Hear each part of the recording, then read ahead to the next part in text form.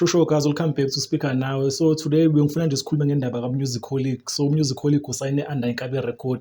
Abaningi bazokhumbula Inkabi Record i-record label kaBig Zulu. So Music usayinile record deal nawo. So I'm not sure ukuthi bazomcontrola kuyona yonke into or else maybe usayine ukuthi bazomhelpa nge-distribution.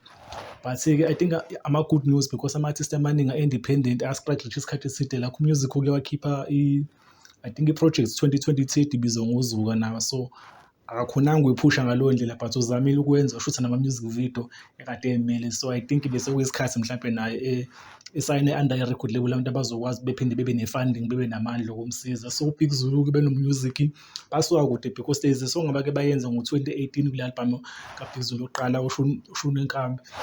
Sho kulo album there's a song ibizwa ngeHome. So babeyenze lapha and even i-music video like there's a scene abashuthele eBergville. So I think amajita nje u2 ane-background banomlando. So I hope bazosebenza kahle kwiNkabi Record. So as we speak now beyikhona ivideo esike sayenza kaMusicolic. I think it was 2020 lethi sikhuluma khona ukuthi no I think umuntu olandela ku-spotlight kuzoba Musicolic but ke angazi kwenzakalani izinto zakhe bezilo singahlangani but I think le deal right now uthole maybe Inkabi Record vele yatrenda ibona abantu abalidayo even ku-hip hop Big Zulu akekho umuntu udayisa njenga South Africa like when it comes to hip hop. So I think music wenze i-move right and the timing yakhe be right. So there's a single abayikhiphile Ngiyakhuleka and into enginotisile ngesingle yakhona ayikho ayisi-hip hop ayisi-afro pop ayisuyiso le sijwayele kuzo but bayenza ngalo sound yaseLimpopo le etrenda kulezi insuku bayibiza nge-dekompo but i-dekompo yo.